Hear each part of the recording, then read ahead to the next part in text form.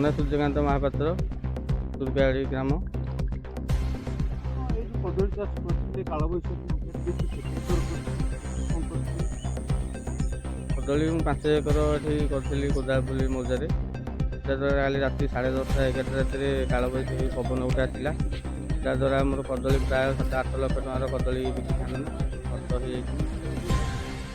କଦଳୀ ଚାଷ କ'ଣ ଟଙ୍କା ଆଣିଥିଲେ? ପ୍ରାୟ ସବୁ ଧାର ଉଧାର କରି ଏଠୁ ଗାଁରୁ ସବୁ ଆଣି ଚାଷ କରିଥିଲି।